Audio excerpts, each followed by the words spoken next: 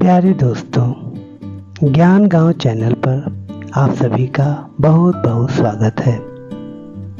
कथा यात्रा की श्रृंखला में आइए आज आपसे पुनः रूबरू होते हैं, सुनते हैं एक और कहानी।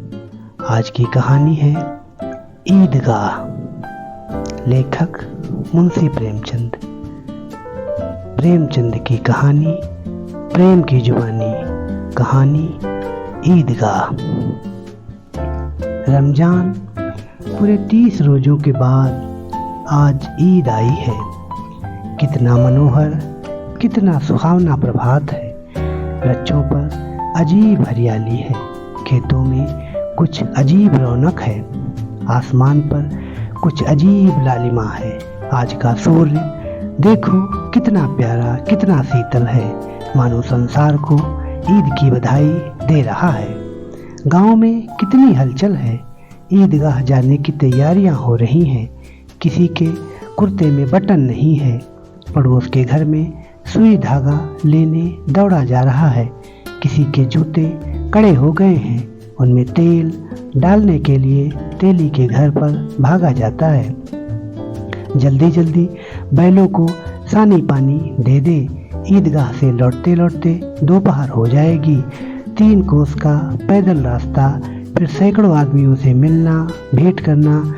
दोपहर के पहले लौटना असंभव है।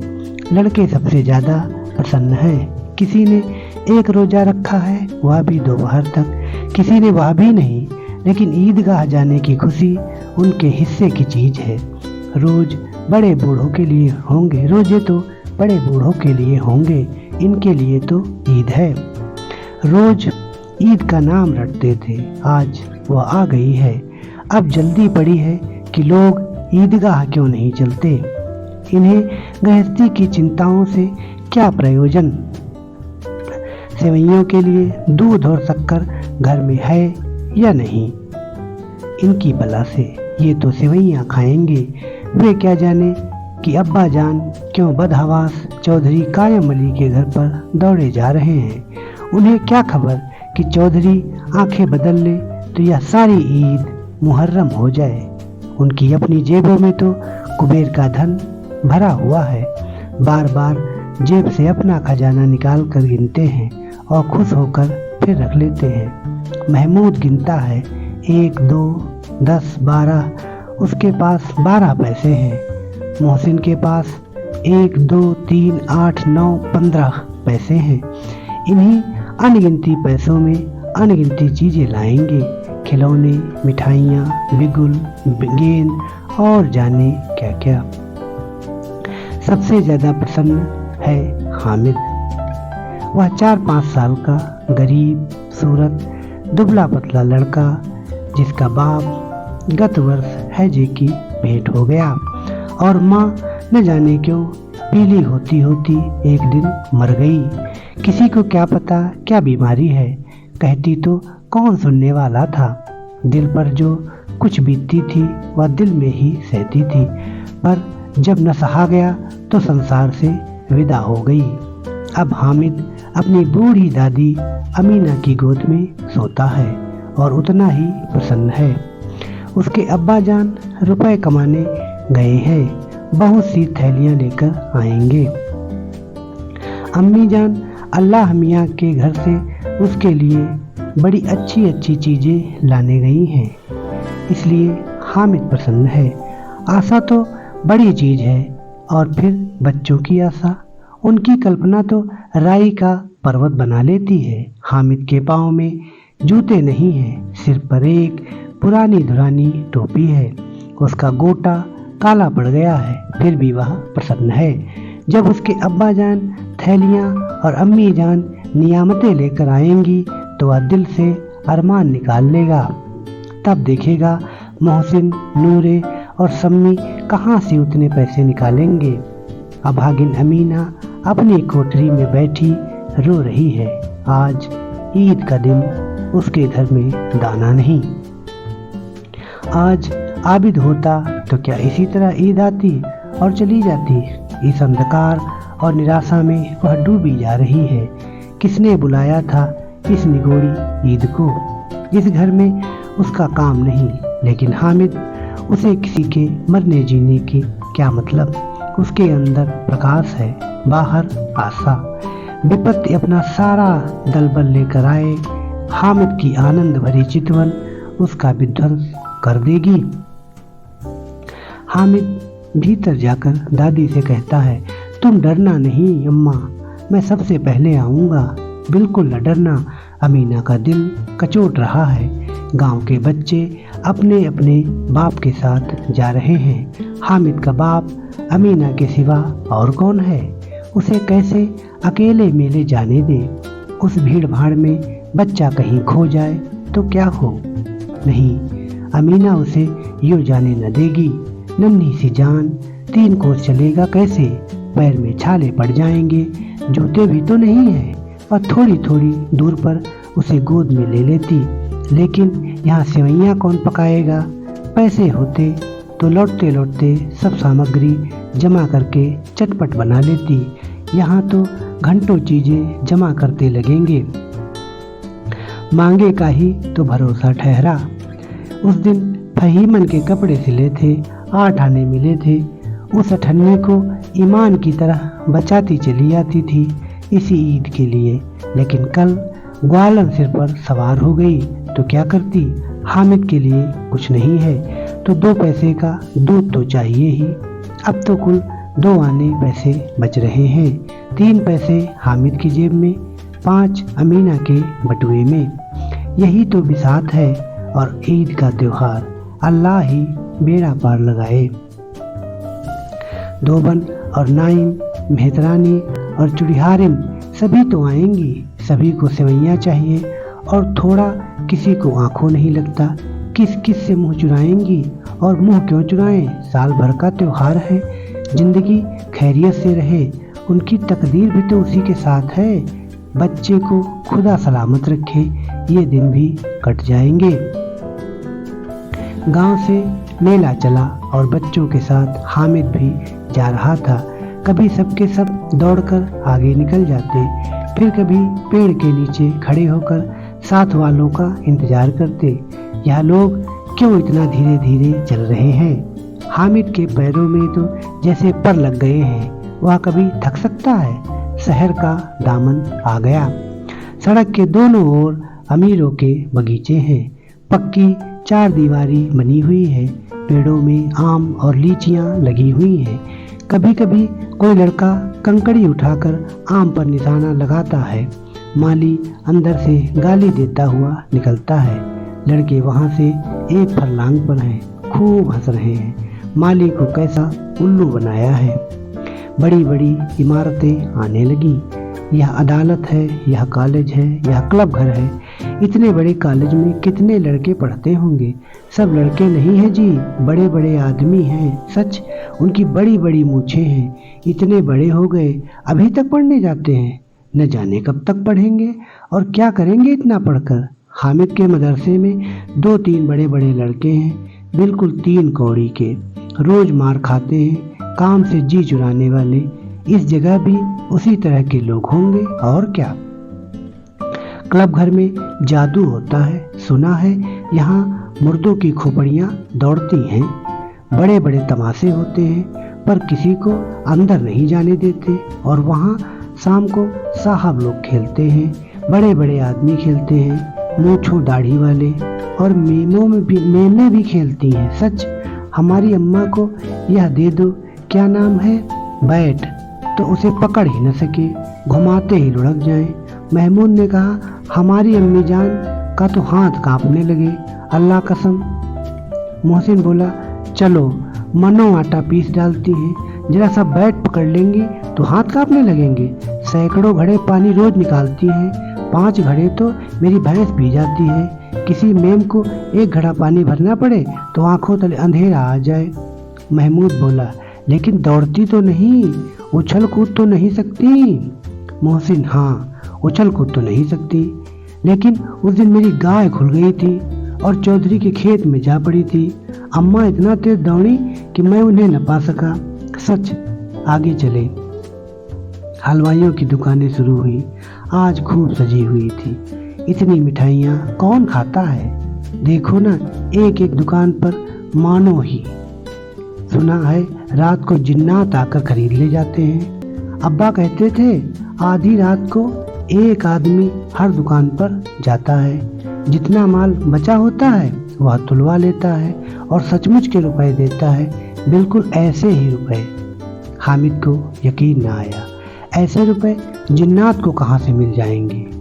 मोहसिन ने कहा, जिन्नात को रुपए की क्या कमी, जिस खजाने में चाहे चला जाए, लोहे के दरवाजे तक उन्हें नहीं रोक सकते। जनाब, आप हैं किस फेर में? हीरे जवाहरात तक उनके पास रहते हैं, जिससे खुश हो जाए उसे टोकरों जवाहरात दे दिए, अभी यहीं बैठे 5 मिनट में कलकत्ता पहुंच जाए। हामिद ने फिर पूछा, जिन्नात बहुत बड़े बड़े होते हैं? मोहसिन, एक एक सिर आसमान के बराबर होता है जी, जमीन पर खड़ा हो जाए तो उसका सिर आसमान से जा लगे, मगर चाहे तो एक लोटे में घुस जाए। हामिद बोला, लोग उन्हें कैसे खुश करते होंगे? कोई मुझे यह मंत्र बता दे तो एक जिन्न को खुश कर लूं। मोहसिन बोला, अब यह तो न जानता, लेकिन चौधरी साहब के काबू में बहुत से जिन्नात हैं। कोई चीज चोरी हो जाए, चौधरी साहब उसका पता लगा लेंगे और चोर का नाम बता देंगे। जुमेराती का बछवा उस दिन खो गया था, 3 दिन हैरान हुए, कहीं न मिला। तब झक मारकर चौधरी के पास गए, चौधरी ने तुरंत बता दिया, मवेशी खाने में है, और वही मिला। जिन्नात आकर उन्हें सारे जहान की खबर दे जाते हैं। अब उसकी समझ में आ गया कि चौधरी के पास क्यों इतना धन है और क्यों उनका इतना सम्मान है। आगे चले, यह पुलिस लाइन है, यही सब कांस्टेबल कवायद करते हैं। रैटन, फाय, फो रात को बेचारे घूम घूम कर पहरा देते हैं, नहीं चोरियां हो जाएं। मोहसिन ने प्रतिवाद किया, या कांस्टेबल पहरा देते हैं? तभी तुम बहुत जानते हो।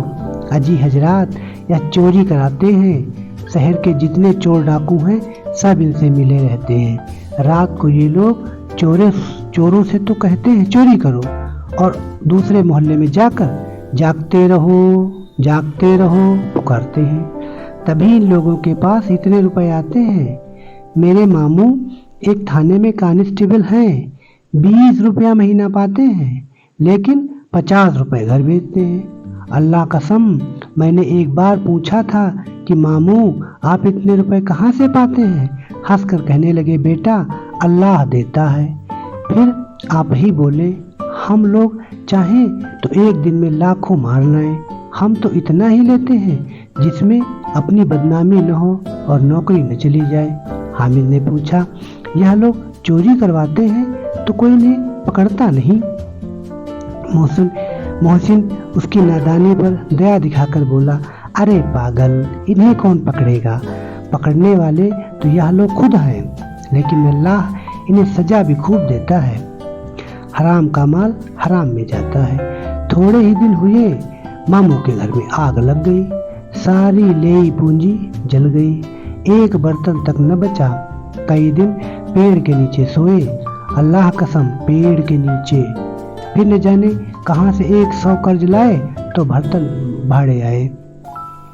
हामिद, 100 तो 50 से ज्यादा होते हैं, कहाँ 50 कहाँ 100। 50 एक थैली भर होता है, 100 तो 2 थैलियों में भी ना आए।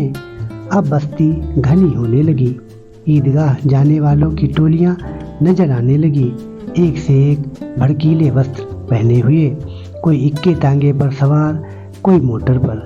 सभी इत्र में बसे, सभी के दिलों में उमंग। ग्रामीणों का यह छोटा सा दल अपनी विपन्नता से बेखबर, संतोष और धैर्य में मगन चला जा रहा था। बच्चों के लिए नगर की सभी चीजें अनोखी थी। जिस चीज की ओर ताकते ही रह जाते, और पीछे से बार बार हॉर्न की आवाज होने पर भी न चेतते। हामिद तो मोटर के नीचे जाते जाते बचा। सहसा ईदगाह नजर आई। ऊपर इमली के घने वृक्षों की छाया है, नीचे पक्का फर्श है जिस पर जाजम बिछा हुआ है, और रोजेदारों की पंक्तियां एक के पीछे एक, न जाने कहाँ तक चली गई हैं। पक्की जगत के नीचे तक जहाँ जाजम भी नहीं है, नए आने वाले आकर पीछे की कतार में खड़े हो जाते हैं। आगे जगह नहीं है, यहाँ कोई धन और पद नहीं देखता। इस्लाम की निगाह में सब बराबर है। इन ग्रामीणों ने भी वजू किया और पिछली पंक्ति में खड़े हो गए। कितना सुंदर संचालन है, कितनी सुंदर व्यवस्था। लाखों सिर एक साथ सजदे में झुक जाते हैं, फिर सबके सब एक साथ खड़े हो जाते हैं, एक साथ झुकते हैं और एक साथ घुटनों के बल बैठ जाते हैं। कई बार यही क्रिया होती है, जैसे बिजली की लाखों बत्तियां एक साथ प्रदीप्त हों और एक साथ बुझ जाएं, और यही क्रम चलता रहा। कितना अपूर्व दृश्य था, जिसकी सामूहिक क्रियाएं, विस्तार और अनंतता हृदय को श्रद्धा, गर्व और आत्मानंद से भर देती थी। मानो भ्रातृत्व का एक सूत्र इन समस्त आत्माओं को एक लड़ी में पिरोए हुए है। नमाज खत्म हो गई, लोग आपस में गले मिल रहे हैं, तब मिठाई और खिलौनों की दुकान पर धावा होता है। ग्रामीणों का यह दल इस विषय में बालकों से कम उत्साही नहीं है। यह देखो, हिंडोला है, 1 पैसा देकर चढ़ जाओ। कभी आसमान पर जाते हुए मालूम होंगे, कभी जमीन पर गिरते हुए। यह चरखी है, लकड़ी के हाथी, घोड़े, ऊंट छड़ों में लटके हुए हैं। 1 पैसा देकर बैठ जाओ और 25 चक्करों का मजा लो। महमूद और मोहसिन, नूरे और सम्मी इन घोड़ों और ऊँटों पर बैठते हैं। हामिद दूर खड़ा है, 3 ही पैसे तो उसके पास हैं। अपने कोष का 1/3 जरा सा चक्कर खाने के लिए नहीं दे सकता। सब चरखियों से उतरते हैं, अब खिलौने लेंगे। उधर दुकानों की कतार लगी हुई है, तरह तरह के खिलौने हैं। सिपाही और गुजरिया, राजा और वकील, भिस्ती और धोबिन और साधु। वाह, कितने सुंदर खिलौने हैं। अब बोलना ही चाहते हैं। महमूद सिपाही लेता है, खाकी वर्दी और लाल पगड़ी वाला, कंधे पर बंदूक रखे हुए मालूम होता है। अभी कवायद किए चला आ रहा है। मोहसिन को भिस्ती पसंद आया, कमर झुकी हुई है, ऊपर मशक रखे हुए है। मशक का मुंह एक हाथ से पकड़े हुए है। कितना प्रसन्न है, शायद कोई गीत गा रहा है। बस मशक से पानी अड़ेला ही चाहता है। नूरे को वकील से प्रेम है। कैसी विद्वता है उसके मुख पर। काला चोंगा, नीचे सफेद अचकन, अचकन के सामने की जेब में घड़ी, सुनहरी जंजीर, एक हाथ में कानून का पोथा लिए हुए। मालूम होता है अभी किसी अदालत से जिरह या बहस किए चले आ रहे हैं। यह सब 2-2 पैसे के खिलौने हैं। हामिद के पास कुल 3 पैसे हैं। इतने महंगे खिलौने वह कैसे ले? खिलौना कहीं हाथ से छूट पड़े तो चूर चूर हो जाए, जरा पानी पड़े तो सारा रंग धुल जाए। ऐसे खिलौने लेकर वह क्या करेगा, किस काम के? मोहसिन कहता है, मेरा भिस्ती रोज पानी दे जाएगा, सांझ सवेरे। महमूद, और मेरा सिपाही घर का पहरा देगा, कोई चोर आएगा तो फौरन बंदूक से फायर कर देगा। नूरे, और मेरा वकील खूब मुकदमा लड़ेगा। सम्मी, मेरी धोबिन रोज कपड़े धोएगी। हामिद खिलौनों की निंदा करता है, मिट्टी ही के तो हैं, गिरे तो चकनाचूर हो जाए। लेकिन ललचाई हुई आंखों से खिलौनों को देख रहा है और चाहता है कि जरा देर के लिए उन्हें हाथ में ले सकता। उसका हाथ अनायास ही लपकते हैं। लेकिन लड़के इतने त्यागी नहीं होते, विशेषकर जब अभी नया शौक है। हामिद ललचाता रह जाता है। खिलौने के बाद मिठाइयाँ आती हैं। किसी ने रेवड़ियाँ ली हैं, किसी ने गुलाब जामुन, किसी ने सोहन हलवा। मजे से खा रहे हैं। हामिद बिरादरी से पृथक है। अभागे के पास 3 पैसे हैं, क्यों नहीं कुछ लेकर खाता? ललचाई आंखों से सबकी ओर देखता है। मोहसिन कहता है, हामिद रेवड़ी ले जा, कितनी खुशबूदार है। हामिद को संदेह हुआ ये केवल क्रूर विनोद है। मोहसिन इतना उदार नहीं है, लेकिन यह जानकार भी वह उसके पास जाता है। मोहसिन दोने से एक रेवड़ी निकालकर हामिद की ओर बढ़ाता है। हामिद हाथ फैलाता है। मोहसिन रेवड़ी अपने मुख में रख लेता है। महमूद, नूरे और सम्मी खूब तालियां बजा बजा कर हंसते हैं। हामिद खिसिया जाता है। मोहसिन, अच्छा अब की जरूर देंगे। हामिद, अल्लाह कसम ले जा। हामिद, रखे रहो, क्या मेरे पास पैसे नहीं हैं? सम्मी, 3 ही पैसे तो हैं, 3 पैसे में क्या क्या लोगे? महमूद, हमसे गुलाब जामुन ले जाओ। हामिद। मोहसिन बदमाश है। हामिद, मिठाई कौन बड़ी नेमत है, किताब में इसकी कितनी बुराइयां लिखी हैं। मोहसिन, लेकिन दिल में कह रहे होगे कि मिले तो खा ले, अपने पैसे क्यों नहीं निकालते? महमूद, हम समझते हैं इसकी चालाकी। जब हमारे सारे पैसे खर्च हो जाएंगे तो हमें ललचा ललचा कर खाएगा। मिठाइयों के बाद कुछ दुकानें लोहे की चीज़ों की, कुछ गिलट, कुछ नकली गहनों की थी। लड़कों के लिए यहाँ कोई आकर्षण न था। वे सब आगे बढ़ जाते हैं।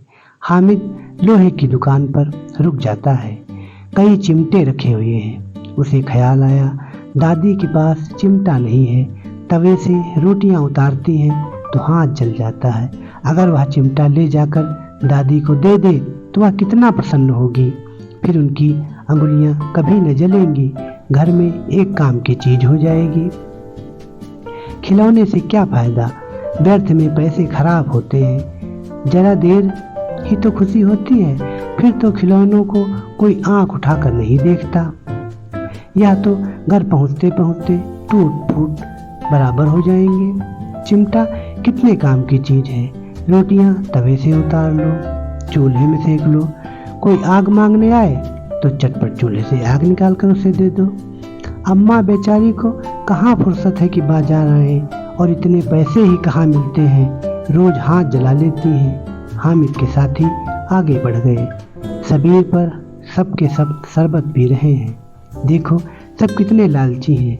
इतनी मिठाइयाँ ली, मुझे किसी ने एक भी न दी। उस पर कहते हैं मेरे साथ खेलो, मेरा यह काम करो। अब अगर किसी ने कोई काम करने को कहा तो पूछूंगा, खाए मिठाइयाँ?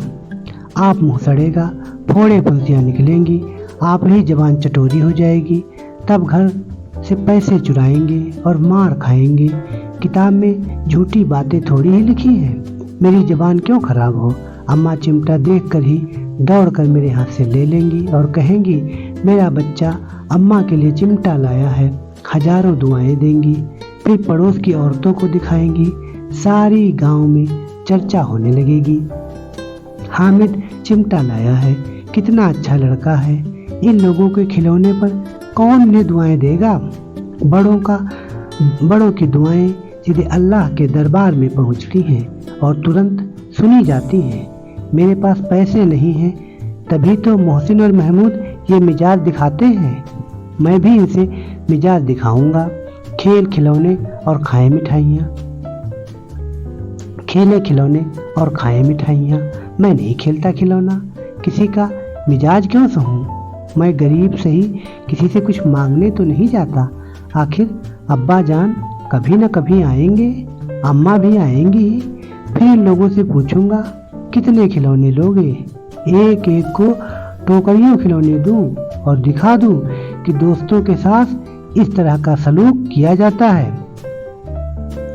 यह नहीं कि 1 पैसे की रेवड़ियां ली तो चिढ़ा चिढ़ा कर खाने लगे। सबके सब हंसेंगे कि हामिद ने चिमटा लिया है। हंसे मेरी बला से। उसने दुकानदार से पूछा यह चिमटा कितने का है। दुकानदार ने उसकी ओर देखा और कोई आदमी साथ न देखकर कहा तुम्हारे काम का नहीं है जी। बिकाऊ है कि नहीं। बिकाऊ क्यों नहीं है और यहाँ क्यों लाद लाए हैं, तो बताते क्यों नहीं कै पैसे का है। 6 पैसे लगेंगे। हामिद का दिल बैठ गया। ठीक ठीक 5 पैसे लगेंगे, लेना हो लो, नहीं चलते बनो। हामिद ने कलेजा मजबूत करके कहा 3 पैसे लोगे। यह कहता हुआ वह आगे बढ़ गया कि दुकानदार की घुड़कियां न सुने, लेकिन दुकानदार ने घुड़कियां नहीं दी। बुलाकर चिमटा दे दिया। हामिद ने उसे इस तरह कंधे पर रखा मानो बंदूक है और शान से अकड़ता हुआ संगियों के पास आया। जरा सुने सबके सब क्या क्या आलोचनाएं करते हैं। मोहसिन ने हंसकर कहा, यह चिमटा क्यों लाया पगले, इसे क्या करेगा? हामिद ने चिमटे को जमीन पर पटक कर कहा, जरा अपना भिस्ती जमीन पर गिरा दो, सारी पसलियां चूर चूर हो जाएं। बचा की महमूद बोला, तो यह चिमटा कोई खिलौना है? हामिद, खिलौना क्यों नहीं है, अभी कंधे पर रखा बंदूक हो गई, हाथ में ले लिया फकीरों का चिमटा हो गया। चाहूँ तो इससे मंजीरे का भी काम ले सकता हूँ। एक चिमटा जमा दूँ तो तुम लोगों के सारे खिलौनों की जान निकल जाए। तुम्हारे खिलौने कितना ही जोर लगाएं, मेरे चिमटे का बाल भी बांका नहीं कर सकते। मेरा बहादुर शेर है चिमटा। सम्मी ने खंजरी ली थी, प्रभावित होकर बोला, मेरी खंजरी से बदलोगे?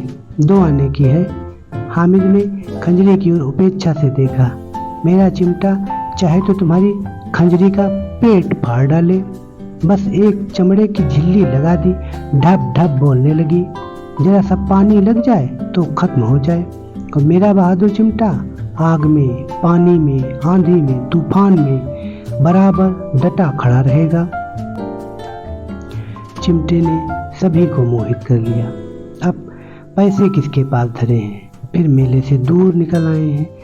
9 कब के बज गए, धूप तेज हो रही है, घर पहुंचने की जल्दी हो रही है। बाप से जिद भी करे तो चिमटा नहीं मिल सकता। हामिद है बड़ा चालाक, इसीलिए बदमाश ने अपने पैसे बचा रखे थे। अब बालकों के 2 दल हो गए, मोहसिन, महमूद, सम्मी और नूरे एक तरफ, हामिद अकेला दूसरी तरफ। शास्त्रार्थ हो रहा है। सम्मी तो विधर्मी हो गया, दूसरे पक्ष से जा मिला, लेकिन मोहसिन, महमूद और नूरे भी हामिद से 1-1, 2-2 साल बड़े होने पर भी हामिद के आघातों से आतंकित हो उठे हैं। उसके पास न्याय का बल है और नीति की शक्ति। एक ओर मिट्टी है, दूसरी ओर लोहा, जो इस वक्त अपने को फौलाद कह रहा है। वह अजय है, घातक है। अगर कोई शेर आ जाए, मियाँ भिस्ती के छक्के छूट जाएं। जो मियाँ सिपाही मिट्टी को बंदूक छोड़कर भागे, वकील साहब की नानी मर जाए, चोंगे में मुंह छिपाकर जमीन पर लेट जाएं। मगर यह चिमटा या बहादुर या रुस्तमे हिंद लपक कर शेर की गर्दन पर सवार हो जाएगा और उसकी आंखें निकाल लेगा। मोहसिन ने एड़ी चोटी का जोर लगाकर कहा, अच्छा पानी तो नहीं भर सकता। हामिद ने चिमटे को सीधा खड़ा करके कहा, भिस्ती को एक डांट बताएगा तो दौड़ा हुआ पानी लाकर उसके द्वार पर छिड़कने लगेगा। मोहसिन परास्त हो गया, पर महमूद ने कुमुक पहुंचाई, अगर बच्चा पकड़े जाए तो अदालत में बंधे बंधे फिरोगे, तब तो वकील साहब के पैरों पड़ोगे। हामिद इस प्रबल तर्क का जवाब न दे सका। उसने पूछा, हमें पकड़ने कौन आवेगा? नूरे ने अकड़ कर कहा, यह सिपाही बंदूक वाला। हामिद ने मुंह चढ़ाकर कहा, यह बेचारे हम बहादुर रुस्तमे हिंद को पकड़ेंगे? अच्छा लाओ, अभी जरा कुश्ती हो जाए, इसकी सूरत देखकर दूर से भागेंगे। पकड़ेंगे क्या बेचारे? मोहसिन को एक नई चोट सूझ गई। तुम्हारे चिमटे का मुंह रोज आग में जलेगा। उसने समझा था कि हामिद लाजवाब हो जाएगा, लेकिन यह बात न हुई। हामिद ने तुरंत जवाब दिया, आग में बहादुर ही कूदते हैं जनाब। तुम्हारे यह वकील, सिपाही और भिस्ती लौंडियों की तरह घर में घुस जाएंगे। आग में वह काम है जो यह रुस्तमे हिंद ही कर सकता है। महमूद ने एक जोर लगाया, वकील साहब कुर्सी मेज पर बैठेंगे, तुम्हारा चिमटा तो बावर्ची खाने में जमीन पर पड़ा रहने के सिवा और क्या कर सकता है। इस तर्क ने सम्मी और नूरे को भी सजीव कर दिया। कितने ठिकाने की बात कही है पट्टे ने। चिमटा बावर्ची खाने में पड़ा रहने के सिवा और क्या कर सकता है। हामिद को कोई फड़कता हुआ जवाब न सूझा तो उसने धांधली शुरू की, मेरा चिमटा बावर्ची खाने में नहीं रहेगा। वकील साहब कुर्सी पर बैठेंगे तो जाकर उन्हें जमीन पर पटक देगा, उनका कानून उनके पेट में डाल देगा। बात कुछ बनी नहीं, खाली गाली गलौज थी, लेकिन कानून को पेट में डालने वाली बात छा गई। ऐसी छा गई कि तीनों सुरमा मुँह ताकते रह गए, मानो कोई धेलचा काना कौआ किसी गंडे वाले कनकौए को काट गया हो। कानून मुंह से बाहर निकलने वाली चीज है, उसको पेट के अंदर डाल दिया जाना बेतुकी सी बात होने पर भी कुछ नयापन रखती है। हामिद ने मैदान मार लिया। उसका चिमटा रुस्तमे हिंद है। अब उसमें मोहसिन, महमूद, नूरे, सम्मी किसी को भी आपत्ति नहीं हो सकती। विजेता को हारने वालों से जो सत्कार मिलना स्वाभाविक है, वह हामिद को भी मिला। औरों ने 3-3, 4-4 आने पैसे खर्च किए पर कोई काम की चीज न ले सके। हामिद ने 3 पैसे में रंग जमा लिया। सच ही तो है, खिलौनों का क्या भरोसा, टूट फूट जाएंगे। हामिद का चिमटा तो बना रहेगा बरसों। संध की शर्तें तय होने लगी। मोहसिन ने कहा, जरा अपना चिमटा दो, हम भी देखें। तुम हमारा भिस्ती लेकर देखो। महमूद और नूरे ने भी अपने अपने खिलौने पेश किए। हामिद को इन शर्तों को मानने में कोई आपत्ति न थी। चिमटा बारी बारी से सबके हाथ में गया और उनके खिलौने बारी बारी से हामिद के हाथ में आए। कितने खूबसूरत खिलौने हैं। हामिद ने हारने वालों के आंसू पोंछे। मैं तुम्हें चिढ़ा रहा था, सच यह चिमटा भला इन खिलौनों की क्या बराबरी करेगा। मालूम होता है अब बोले। लेकिन मोहसिन की पार्टी को इस दिलासे से संतोष नहीं होता। चिमटे का सिक्का खूब बैठ गया है। चिपका हुआ टिकट अब पानी से नहीं छूट रहा। मोहसिन, लेकिन इन खिलौनों के लिए कोई हमें दुआ तो न देगा। महमूद, दुआ के लिए फिरते हो, उल्टे मार न पड़े। अम्मा जरूर कहेंगी कि मेले में यही मिट्टी के खिलौने मिले। हामिद को स्वीकार करना पड़ा कि खिलौनों को देखकर किसी की माँ इतनी खुश न होगी जितनी दादी चिमटे को देखकर होगी। 3 पैसों में ही मैं तो उसे सब कुछ करना था। उन पैसों के इस उपायों पर पछतावे की बिल्कुल जरूरत न थी। फिर अब तो चिमटा रुस्तमे हिंद है और सभी खिलौनों का बादशाह। रास्ते में महमूद को भूख लगी। उसके बाप ने केले खाने को दिए। महमूद ने केवल हामिद को साझी बनाया। उसके अन्य मित्र मुंह ताकते रह गए। यह उस चिमटे का प्रसाद था। 11 बजे गांव में हलचल मच गई। मेले वाले आ गए। मोहसिन की छोटी बहन दौड़कर भिस्ती उसके हाथ से छीन लिया। मारे खुशी के जो उछली तो मियाँ भिस्ती नीचे आ रहे और सुरलोक सिधारे। इस पर भाई बहन में मारपीट हुई। दोनों खूब रोए। उसकी अम्मा यह शोर सुनकर बिगड़ी और दोनों को ऊपर से 2-2 चांटे लगाए। मियाँ नूरे के वकील का अंत उनके प्रतिष्ठानुकूल इससे ज्यादा गौरवमय हुआ। वकील जमीन पर या ताक पर हो नहीं बैठ सकता, उसकी मर्यादा का विचार तो करना ही होगा। दीवार में खूंटियां गाड़ी गई, उन पर लकड़ी का एक पटरा रखा गया। पटरे पर कागज का कालीन बिछाया गया। वकील साहब राजा भोज की भांति सिंहासन पर विराजे। नूरे ने उन्हें पंखा झलना शुरू किया। अदालतों में खस की टट्टियां और बिजली के पंखे रहते हैं। क्या यह मामूली पंखा भी न हो? कानून की गर्मी दिमाग पर चढ़ जाएगी कि नहीं। बांस का पंखा आया और नूरे हवा करने लगे। मालूम नहीं पंखे की हवा से या पंखे की चोट से वकील साहब स्वर्गलोक से मृत्युलोक में आ रहे और उनका माटी का चोला माटी में मिल गया। फिर बड़े जोर शोर से मातम हुआ और वकील साहब की अस्थि घूरे पर डाल दी गई। अब रहा महमूद का सिपाही। उसे चटपट गांव का पहरा देने का चार्ज मिल गया। लेकिन पुलिस का सिपाही कोई साधारण व्यक्ति तो नहीं जो अपने पैरों चले वह पालकी पर चलेगा। एक टोकरी आई, उसमें कुछ लाल रंग के फटे पुराने चिथड़े बिछाए गए जिसमें सिपाही साहब आराम से लेटे। नूरे ने यह टोकरी उठाई और अपने द्वार का चक्कर लगाने लगे। उनके दोनों छोटे भाई सिपाही की तरह छोने वाले जागते लहो पुकारते चलते हैं, मगर रात तो अंधेरी होनी चाहिए। नूरे को ठोकर लग जाती है, टोकरी उसके हाथ से छूटकर गिर पड़ती है और मियाँ सिपाही अपनी बंदूक लिए जमीन पर आ जाते हैं और उनकी एक टांग में विकार आ जाता है। महमूद को आज ज्ञात हुआ कि अच्छा डॉक्टर है, उसको ऐसा मरहम मिल गया है जिससे वह टूटी टांग को आनन फानन जोड़ सकता है। केवल गूलर का दूध चाहिए, गूलर का दूध आता है, टांग जवाब दे देती है। शल्यक्रिया असफल हुई तब उसकी दूसरी टांग भी तोड़ दी जाती है।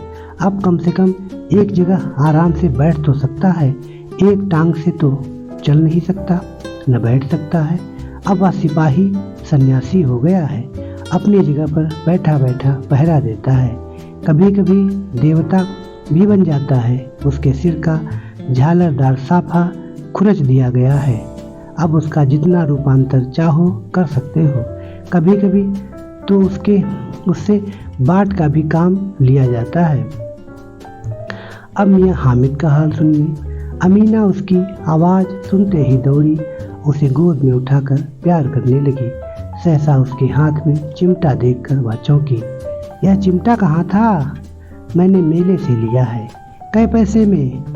3 पैसे दिए। अमीना ने छाती पीट ली। यह कैसा बेसमझ लड़का है कि दोपहर हुई, कुछ खाया न पिया, लाया क्या चिमटा। सारे मेले में तुझे और कोई चीज न मिली जो यह लोहे का चिमटा उठा लाया? हामिद ने अपराधी भाव से कहा, तुम्हारी उंगलियां तवे से जल जाती थी, इसलिए मैंने इसे ले लिया। बुढ़िया का क्रोध तुरंत स्नेह में बदल गया, और स्नेह भी वह नहीं जो प्रगल्भ होता है और अपनी सारी कसक शब्दों में बिखेर देता है। यह मूक स्नेह था, खूब ठोस, रस और स्वाद से भरा हुआ। बच्चे में कितना व्याह, कितना सद्भाव, कितना विवेक है। दूसरों को खिलौने लेते और मिठाई खाते देखकर इसका मन कितना ललचाया होगा। इतना जब इसे खुआ कैसे? वह भी इसे अपनी बुढ़िया दादी की याद बनी रही। अमीना का मन गदगद हो गया।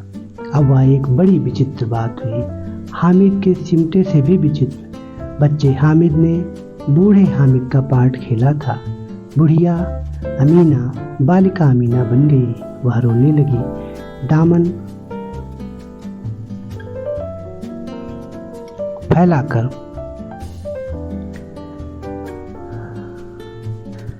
हामिद को दुआएं देती जाती थी और आंसू की बड़ी बड़ी बूंदें गिराती जाती थी। हामिद इसका रहस्य क्या समझता? तो दोस्तों, ये थी कहानी ईदगाह। आपको ये कहानी कैसी लगी हमें ज़रूर बताइए। चैनल को लाइक, सब्सक्राइब, कमेंट अवश्य करिए। मिलते हैं एक नई कहानी के साथ अगले वीडियो में। तब तक के लिए बहुत बहुत धन्यवाद।